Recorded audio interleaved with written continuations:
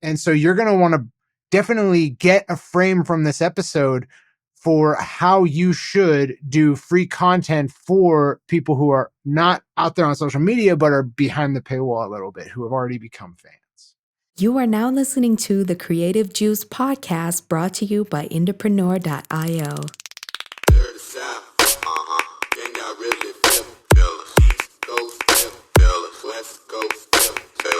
What's up, Indies? Welcome back to the Creative Juice podcast. This is episode 329, and today we're going to be talking about how to not burn out your fan base, what you can be doing in your marketing to make sure that your fans stay connected with you, keep taking action, and how you constantly bring them cool new stuff so that when you try to sell cool new stuff to them, they're on board with it. I'm your host, Jack McCarthy. With me, as always, is Circa. Cirque, what's up, dude? Not a whole lot, dude. Just excited to talk about some nurturing.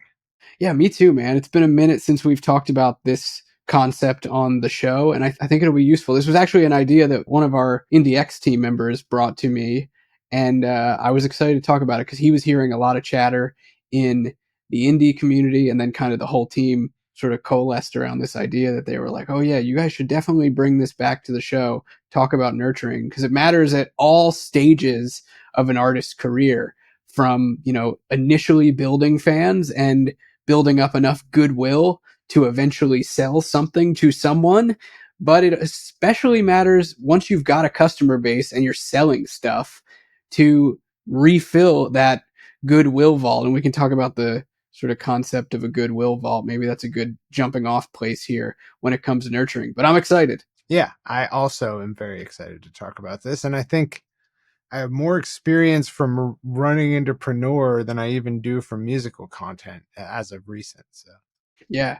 Well, let's dive into it. I think nurturing and the idea of giving your fans free stuff, cool value, and finding ways to deliver that to them ongoing is sometimes shifted to the part of the brain when you're starting out as an artist, and it's something that you just think about doing all the time. You're like, how do I give my fans more music? How do I make more stuff on social media? How do I give until you get to the point of asking? And then we see this a lot in the agency. Once you get to the point of asking and you're running campaigns around releases or tours or whatever it is you've got going on milestone wise in your career, a lot of times the switch has kind of flipped to like, how do we monetize constantly? And the nurturing element sometimes gets lost in the mix. I was actually just having a conversation with one of our account strategists about a client today at the agency who we just did a huge sales sprint over the last about month and a half on a number of new products that they launched, and they just wrapped up a tour. So there was a whole bunch of activity going on, selling activity, revenue generating activity. And he said to me, man, it's good, but we're starting to see some pushback from the fans, and these guys really aren't great with nurturing. So it raised a flag to us to say, okay, we got to put some nurturing plans in place and find new ways to give these fans something for free so that they're not feeling like they're constantly being asked of or their wallets are constantly being drained out. Yeah, that's one use case, but I think a lot of the people listening might be in various stages. So one, I think there's going to be a lot of people listening to this who are like, what are you talking about? All I do is give. I've never sold anything. For sure. Yeah. And so for you guys, this is going to be, you're going to want to reference this information once you do start selling things, because you will get caught in this trap of I did all my preamble. I built up a little bit of a fan base. I'm trying to monetize that now and make it all worth my time. And there's so many different things to try out. Once you sell one thing, you're going to want to sell a million things. And you're going to want to try a million different campaigns. You can get stuck in this loop of never really coming back around to nurturing. And all your experience in giving to your fans has really been about you giving to people you're not sure if they actually want it, right? You're trying to get them to actually even want any of the free things you're doing for them. Yeah. And so it's a much different dynamic than when you're giving to people who are already past that paywall, who are already clearly fans of your music. It's a completely different experience. And then there's going to be the cohort of people listening to this who are in that loop, who have already started selling things and really haven't touched back on giving in a little while. except for maybe maintaining their content cycle. And so you're going to want to definitely get a frame from this episode for how you should do free content for people who are not out there on social media, but are behind the paywall a little bit, who have already become fans. For sure. Yeah. Actually, that's a really good point, man.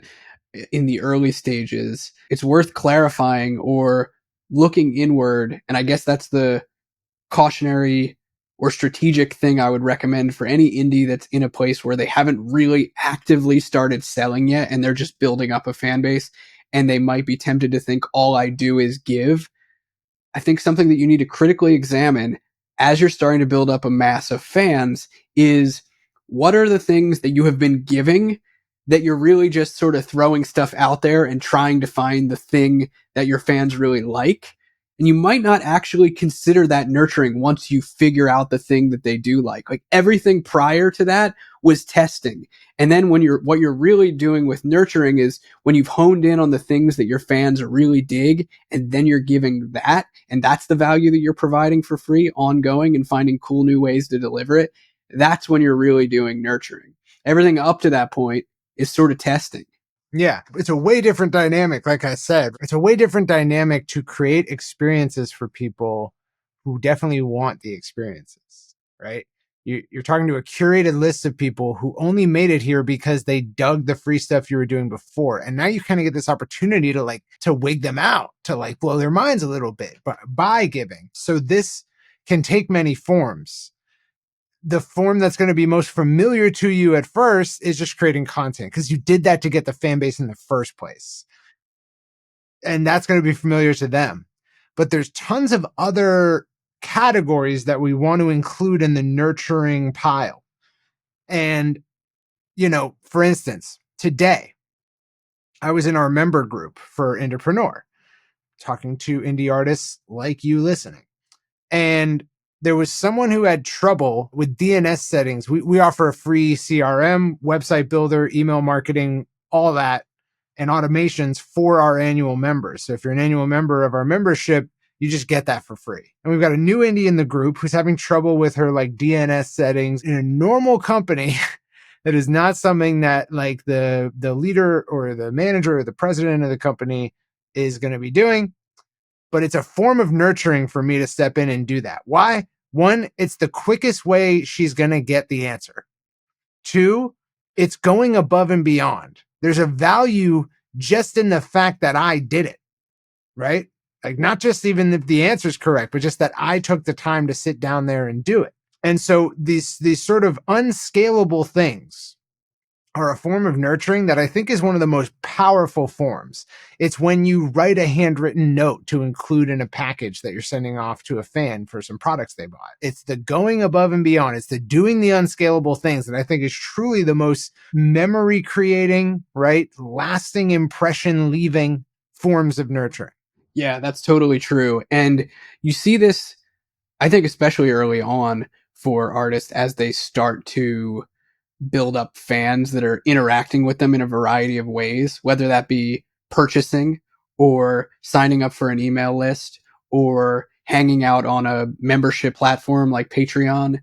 Any of those one-to-one kind of interactions that start to happen at that level that are real and not automated, that is nurturing. And it can be really super impactful. I mean, even down to something as simple as direct messages. I've gone through sometimes some of our artist clients at the agency, especially larger artists or people that are starting to really get rolling with traction. And when they talk to their fans in the DMs, for example, and even if it's just a short message or, something sort of inspirational or positive or just a, hey, what's up? That kind of stuff, when it comes off as one-to-one, is really, again, it's not scalable necessarily, but it doesn't really matter. And it can be really impactful. Turn somebody's day around like that. The surprise and delight kind of stuff. I think that's really simple and helpful for artists to keep in the back of their minds, look for the opportunities to do that kind of stuff when and where you can and while you still can. Yeah, absolutely. So yeah, creating content behind the paywall is also like, it has different dynamics because, it's easy for content on social to become one dimensional. In fact, it probably should. And that dimension should be the dimension that works over time, right? Like, you want the content you're creating to converge against like the optimal content for getting eyeballs, for getting people to pay attention, and then being able to like have enough of a moment created to direct them to another destination that they'll actually go visit, right? That's kind of like your whole goal for your public social content. But with this content, like, you do not have to direct them anywhere else. In fact, it's more impressive for them probably if it doesn't direct them anywhere else, because it leaves them sort of wondering, like, was this to sell me something? What was this for? It's like, just to be cool, man. you know? Yeah, yeah. So it's got different dynamics to that. You can take a lot of the pressure off of yourself, but I think you'll find that like you'll want to do more for that type of content because you have more of a space of possibilities to explore when creating that content. It's not so one dimensional. It can be anything you want it to be. It can be a truly artistic pursuit that only your biggest fans, more importantly, your most supportive fans, are going to get. For sure, yeah. And I think something that I've talked with a lot of artists about that I think is a helpful jumping off point if you're wondering, like, okay, these are all really cool ideas, but how do I focus in? How do I build processes around this? How do I start to think about where I fit this into my days, weeks, months? And what I usually recommend for artists as they're working to figure that out is to come up with like a single nurturing opportunity to start and then build upon that. You can find multiple of them as you go, but it could be something as simple as a recurring live stream, for example. We have a client at the agency who for years has been doing a consistent Monday night live stream with his fans, and fans of all levels at all stages of his business come and hang out on these live streams. And it's become sort of the nurturing centerpiece where fans hear about it in email, and maybe they get I know they get a heads up before it happens every week, so there's a touch point.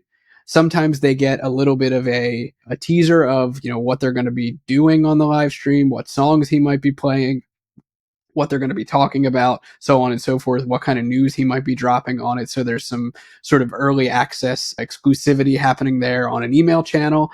But this live stream acts as a consistent, ongoing nurturing opportunity, and fans can pop in and out as they're able to, and a lot of them want to.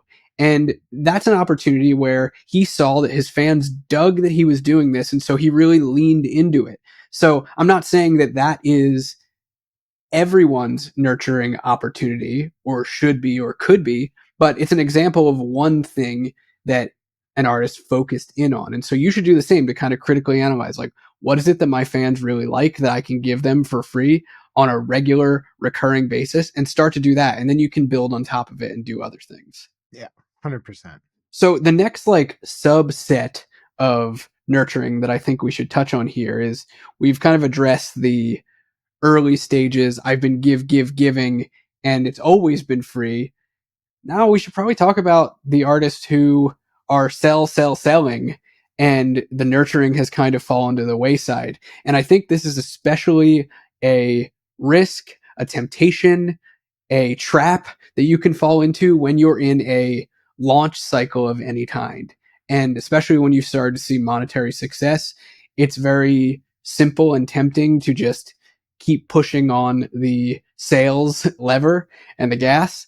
And in some ways that's really good, because a lot of artists never do that. But you have to intermix nurturing messaging and nurturing opportunities into that. Otherwise, you're going to wind up in a place where you start to burn your fans out, or the sales messaging sort of just becomes static. And I think that this is something that artists can learn from really solid brands that send out great newsletters, for example, email marketing. There's a lot to be learned there. And because you create so much content, you're kind of at a unique advantage, in my opinion, to be able to intermix that with your sales messaging. But you wouldn't believe how often, it's funny, you wouldn't believe how often I see it. As funny as it is how I'll come on this podcast and talk about how artists need to sell, and that not enough of them are, not enough offers are being made. once offers are being made, it's really tempting to then not do the nurturing that's required to keep those sales healthy. Yeah. And thinking about this like procedurally, let's say that you're an artist, you've been selling for a little bit now, but you've really only had two types of interactions, like primarily. One is you're creating content for social and you're interacting with new people who have become interested on social. Two is you've made a broader attempt to sell something. And even if it included some nurturing, like an ultimate album launch is one of our sort of campaign templates that a lot of our indies in our community have run before when they need to run, launch an album and try to make a profit off of it. And in that campaign, there's tons of like goodwill building all throughout the lead up to the sale, but it ends in a sale.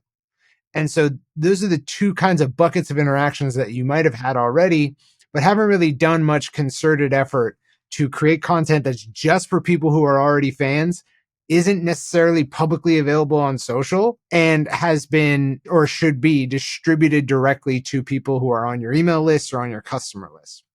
In that case, it can be confusing as to like, because the way we present it is like, there are these stages of interaction that fans go through. And what we recommend is after any successful ask, there should be nurturing. So after any successful sales offer where someone takes your sales offer, you made an ask, they took it. So you need to re-nurture. You need to basically, just like Jack said, you extracted value from a goodwill vault.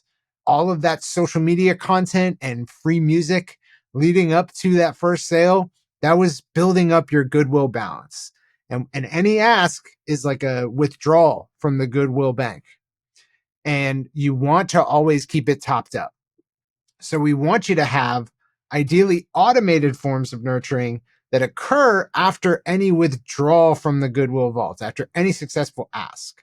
But how do you do that, right? It's kind of confusing. Like you might have hundreds of asks all throughout your whole sort of business. How do you nurture after every one? Well, the way to get started now, when you probably don't have so many products that you're offering, there's not so many asks that can be successfully taken. What to do now is to identify something that's going to be your first sort of nurturing format. So that might be, perhaps you've gotten to a point where, you built up your social media, you got a small fan base, and you had some CDs left over from before you were marketing effectively, and you tried a free plus shipping and handling campaign. Let's say that's it. Okay. You want content that gets given out for free and is not even advertised when someone buys that CD. It's not part of the offer. It's just bonus that is like surprising and delighting them after the fact. But you don't have that content. You don't know what that is. Okay, create it and distribute it to everyone on your email list or who has already become a customer. So you're going to create a piece of content or multiple that's going to go out to everybody who's not just out there on social media, who's taken some level deeper with you. So they've all successfully taken an ask from you, and you're going to surprise and delight them randomly. Once you do that, then you're going to install it in automated follow-up after that sale, right? So the thank you like series of emails that goes out between when someone orders from you and when they receive their order, there is a primary place to put this nurturing content. So that's where you're going to slate it. You're going to create it, release it broadly, and then tuck it away in that automated email series. And then the great part about this is that anyone who takes that offer thereafter is going to be extremely overwhelmed with value after they make the purchase. And you will see an impact on your follow-up second purchase take rate. Like you will see a noticeable difference. Yeah, that's a super good example. And what's really cool about this is when you create that kind of content and you send it out manually for the first time to, say, your email subscribers and your customers, people who have gone a step or two further with you, and it's something that you haven't made publicly available just hanging out on the internet. What's cool about that is once you do that manually and then you add it into automations, you can refresh this. Say you refresh it once a year or next year and come up with a new piece of content. Then you send that out manually again. It's another surprise and delight moment for the people that are, again, your email list subscribers, your customers. There's probably more of them at this point. They've already been nurtured by the automation that existed. Now you swap it out of your automation, or you add it in as a secondary automation. So this builds upon itself again, just like I was mentioning when it comes to social content, social recurring content for nurturing. This can be automated recurring content that just builds upon itself over time. Yeah. And speaking of your public content, I want to mention here, for those getting started, like everything we've talked about so far has been around creating content that is new and fresh and exclusive to these people. But there is an opportunity to use the stuff that you're creating on social or for social as nurturing as well. And I recently was working on this with a client of ours. They have a lot of customers that have built up over, years and years and years of selling, and that's cool. And we've done a good bit of nurturing. However, on a new channel, they started recently going viral on TikTok, which was a new channel for them as of about a year ago. They really weren't using TikTok very much up until this point, and they started going viral around the beginning of this year. So something we've been doing with their TikTok content is sharing it with their fans, specifically their customers in email marketing, who prior to now weren't really users on TikTok. So they probably weren't seeing this viral content, and therefore they might have been missing out a little bit on the party that was going on over there with all of this viral buzz and people hanging out and commenting and sort of loving on each other and on the band together. This sort of new segment of their community. There was a whole bunch of them that were customers that maybe came from Facebook and Instagram years ago that might not have known about what was going on a completely different channel or a completely different content type. Maybe you've been doing something different on a platform you've been using for a while. So they started sending out nurturing emails just to remind their fans, like, hey, we dropped this piece of content last week, and look at all the people that are hanging out around it and talking about it. Come join the fun. And so you can repurpose your social content. It shouldn't be the only thing you do, by no means. It's kind of like it's like the lowest hanging fruit, but also sort of the least effective. But I wanted to just get it out there to say, like, you can use it. It's not useless or unnurturable. You know what I mean? Yeah. 100%. Yeah. Yeah. I think that, as we've said many times on this podcast, like, your content and your music is broadly new to like almost everyone. There's so few people who it's old to that it's not even worth mentioning, as a percentage of all the people it could be old to, if that makes sense, right? There's only a very slim minority of people who are eligible to see your content who have ever seen it or heard your music. So if you have older things, those can also serve. And a lot of times, like, businesses just starting out or artists just starting out can and will, when trying to program nurturing content after a successful ask, they will just use older content, because it is a form of nurturing to put in front of people. Like, first of all, we agree that if you're at the nurturing stage, you like what I do, right? You wouldn't be here if you didn't. Yeah. So then value to you is any form of what I do that is new to you. So I can take stuff that is buried that you wouldn't have seen and represent it to you and package it in an explanation, maybe a story, maybe, a little bit of copy around the link. And we do that, right? So in our onboarding, we take older content that probably wouldn't come up in your journey of like discovering Entrepreneur today, and we put it back in front of you and explain why we're putting it back in front of you, why it's important. And that serves as a form of nurturing. So you can do the exact same thing with your older social content, with older albums or EPs or singles. You can do the exact same thing.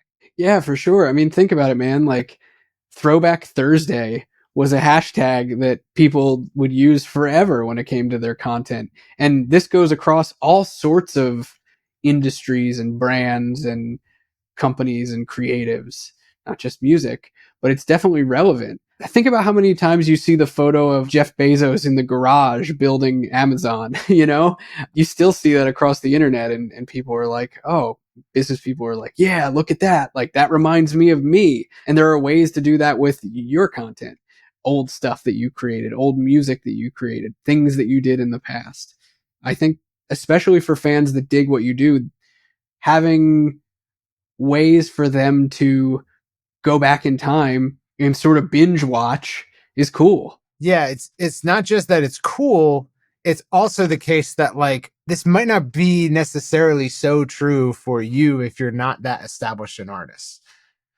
But I think we all can identify with the feeling of coming into a cultural community, like a band's fan base or an artist's fan base, and feeling like we're late to the party.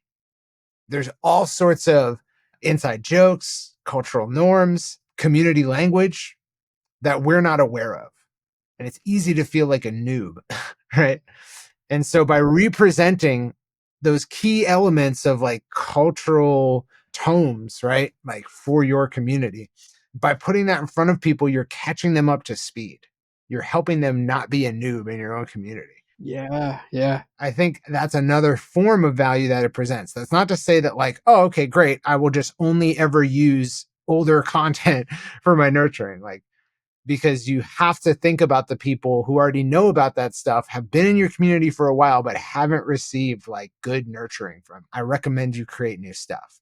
But just to say that like a mix is appropriate. Yeah, for sure. I was just going to say, like, I think if there is any overarching recommendation that I can make based on everything we've talked about here today is to take these ideas that we've mentioned for all different kinds of nurturing content and mix and match them. Find places where they fit into different levels of your fan base and plug them in and start to build upon them. You know, first find the one and then build it out into the many that you focus on from there. And I love the concept of older content as an onboarding opportunity for your fans to, you know, welcome them in and be like, yo, come over here. Like, let me tell you what you missed. That can be super, super powerful for building culture. 100%. Yeah. I love that. I love it. And at the end of all of this, again, as you're growing your business, what you will find in doing this is you have a stronger, more engaged group of fans as they come into your world for the first time and they discover you. And you have a stronger pipeline for sales that continues to stay strong and not weaken over time as you continue to sell. So from sort of top to bottom of your funnel, we'll call it, nurturing is kind of the glue that keeps a fan base excited, keeps them warmed up, allows you to fill holes in your marketing when maybe you don't have a ton going on in terms of like releases or launches, big milestones going on. Maybe you're taking a little bit of a break. All of nurturing kind of acts as a glue in all of those cases, which is really, really powerful and shouldn't be neglected. So that's why we wanted to bring it to the show today. Hell yeah. Definitely good to talk about it. It's not a subject that gets a whole lot of love from us. It's not more exciting. Yeah, for sure. Super, super important. Well, I hope you guys take some of these ideas, plug them into your content, find ways to nurture your fans, maybe for the first time, maybe in a renewed sense, and use it to grow your music career. Peace out, y'all. We'll see you guys next time on Creative Juice. Peace. Can y'all really feel the East Coast, feel the West Coast, feel me? Say what?